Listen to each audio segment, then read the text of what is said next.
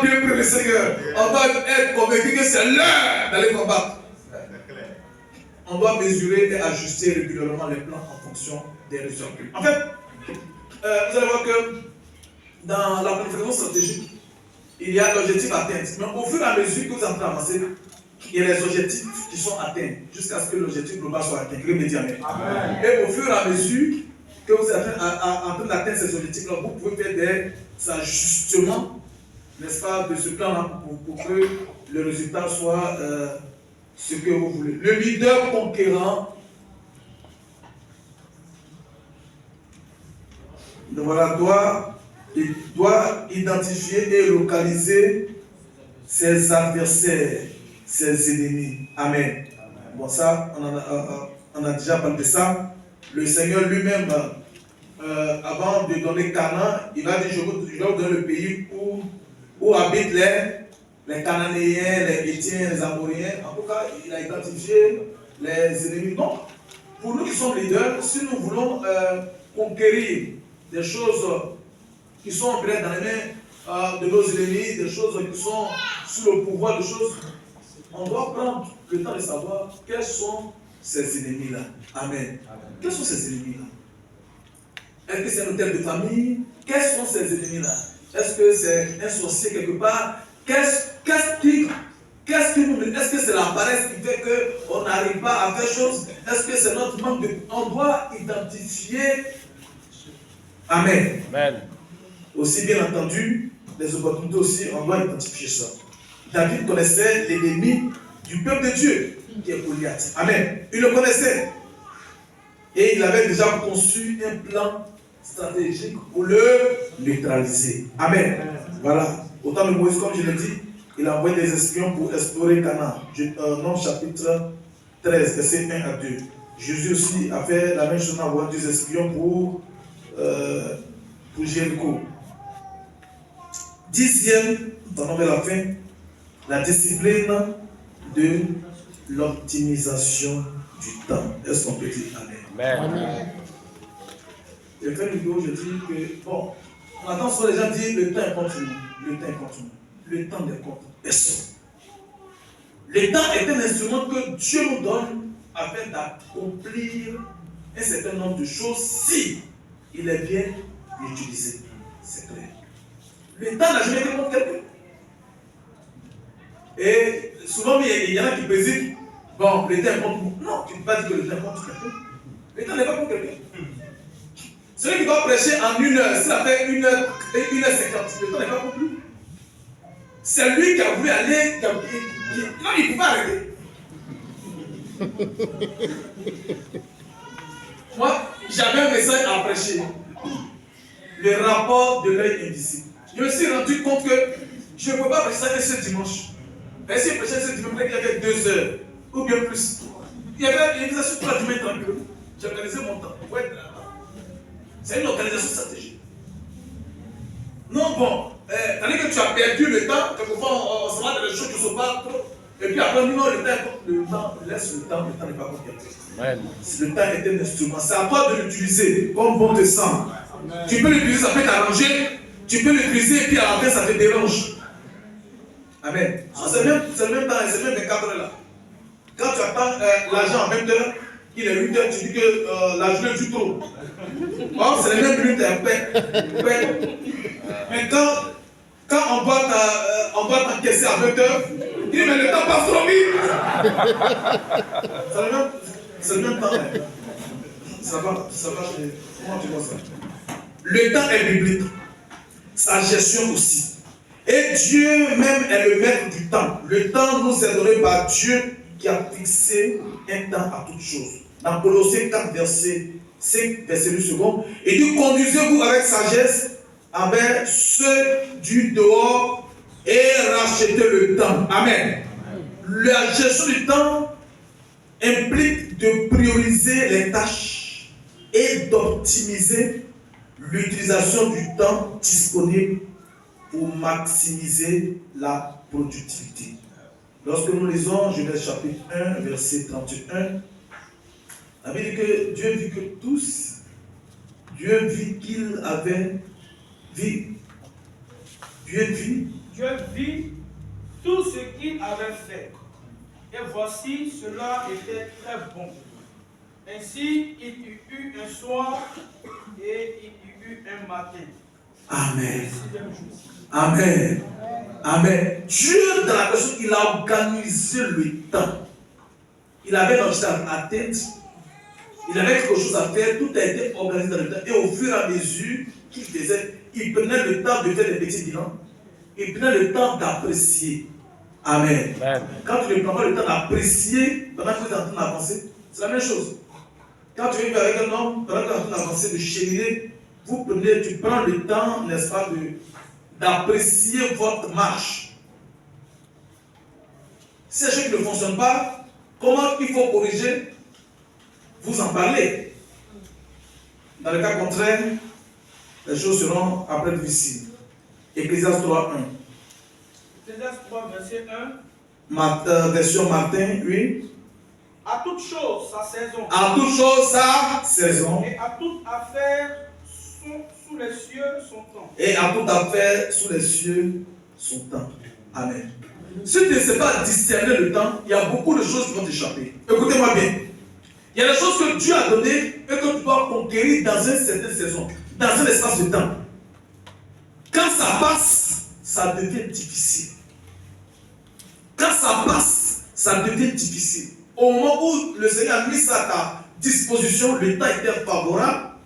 Tu n'as pas compris qu'il fallait saisir, qu'il fallait conquérir. Tu as croisé les bras, tu attendais. Aujourd'hui, ça devient compliqué. Verset 11 d'Ecclésiaste 3, il fait toutes choses bonnes en son temps. Amen. L'importance, c'est que ça augmente l'efficacité personnelle et collective. Deuxième, c'est que ça réduit le stress et les tensions liées à la surcharge du travail. Il y a des choses, quand c'est fait dans le temps, on sait que bon, on doit finir telle chose tel jour, on doit prendre 3 jours pour telle chose, on doit prendre 4 jours pour telle chose. Quand ce n'est pas planifié, là, tu vas te rendre compte qu'au dernier moment, il y a tellement de choses à faire que tu peux craquer. Ça permet de se concentrer sur les activités à une forte valeur ajoutée, les choses les plus importantes, n'est-ce pas, du projet. Et ça nous évite de sombrer dans la procrastination. La procrastination, c'est le report des choses à demain. On se dit que demain, ça va voir. Alors qu'on peut faire. Voilà, on peut prendre du temps pour faire aujourd'hui, pour planifier aujourd'hui, pour terminer aujourd'hui, mais on se dit demain. Et il y a un adage mondain qui dit quoi? Qui remet à demain trouvera malheur. Dans l'application, c'est que nous devons utiliser les outils de gestion du temps.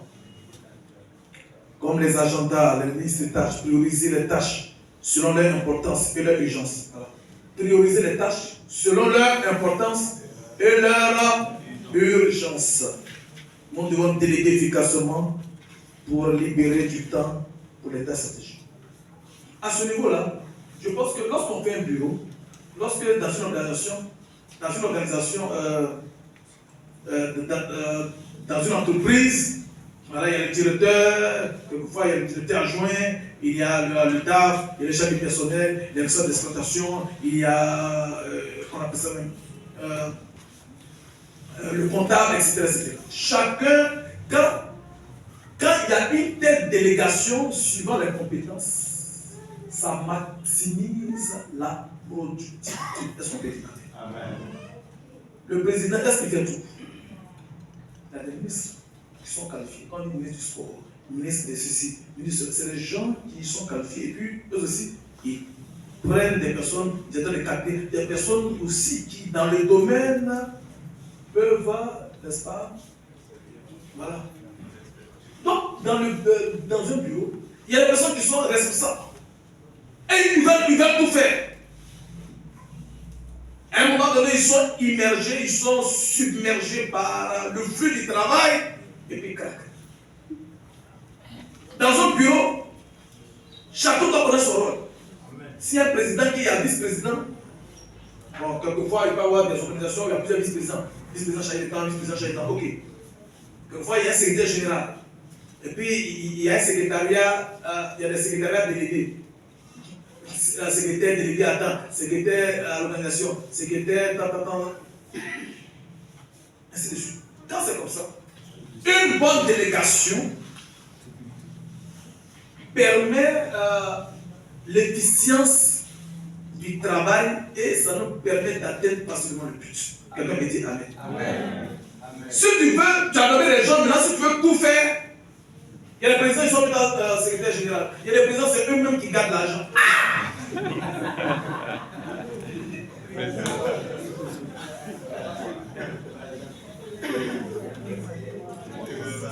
Il y a des bureaux où vous avez chargé de la mobilisation, mais ce dernier, il n'a jamais mobilisé.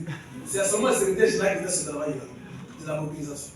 Lui-même, il ne sait pas pourquoi il est là, mais il sait qu'il a un titre, ça l'honore un peu. C'est moi qui sais à la mobilisation, mais on n'a jamais envoyé la mobilisation. Comment quelqu'un dit non, il faut laisser le vice-président va faire. Sachez déléguer. Est-ce qu'on peut dire Amen? On ne peut pas tout faire. Moïse voulait faire ça. Du matin au soir. Et il était en train d'enfreindre avec une règle fondamentale de leadership. Ça, je te dois dire, il faut te calmer. Dieu te parle. Mais dans la gestion, Dieu nous apprend pour ça. Viens, tu parles en langue, viens, je t'enseigne. Viens te donner une force. Tu vas mieux gérer ton organisation, tu vas mieux gérer ton département. Viens. Dis Moïse, viens. Tu veux soit tu as des maladies, tu as un problème à la colonne vertébrale. Du matin jusqu'au soir, c'est toi ce qui règle le problème. Moïse. C'est vrai, au moment où Dieu t'a appelé, moi, il n'était pas là. Hein. Mais de tel travail-là, c'est parce que toi-même, tu n'as pas reçu la formation qu'il faut. Il faut t'organiser. Il y a le problème là. Des personnes hésitaient d'encore Moïse chef là, tu as réglé ça. Là, il dit je ne veux rien. Et on commence à dire qu'à cause de ça, tu as habité là, tu n'as pas mangé. Moïse, fais un groupe de 10, fais un groupe de 20, de 30, fais un groupe de 100. Et au fur et à mesure que la planète, ça remonte. Il y a des problèmes là. Il y a des gens de famille qui peuvent régler ça. Non! C'est pas tout problème qu'on fait remonter chez le pasteur. Il y a des problèmes dans la jeunesse, le président ne peut gérer. Il y a pas besoin de gérer. Il y a des pasteur, tu n'as pas bien dit tout pasteur. Il y a un roi qui voulait déchirer sa robe. Et il y a un prophète qui lui a dit, roi, il ne faut pas déchirer la robe. Les gens seront bien prophètes. Il ne faut pas déchirer la robe. Il ne faut pas déchirer ta robe. Alléluia. Amen.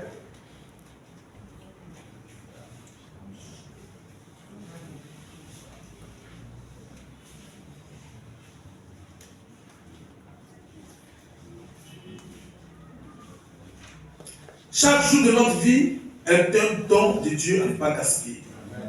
Le temps est une ressource à exploiter. 11e, la discipline de la flexibilité et de l'adaptabilité. Deutéronome 9, verset 6. Deutéronome 9, verset 6. Sache donc que ce n'est point à cause de ta justice que l'Éternel ton Dieu te donne ce bon pays, pour que tu le possèdes. Car tu es un peuple au cou roide. Un peuple au cou roide, un peuple au cou raide, un peuple au cou dur, un peuple au cou inflexible. Amen. Amen. Le Seigneur reproche à son peuple d'avoir un cou qui est comme ça. Un cou qui est tiré comme ça. Quand quelqu'un sort, quand on a mal au cou là. C'est-à-dire, c'est un peuple qui n'apprend pas à regarder souvent aussi pour tout. Que ce soit flexible.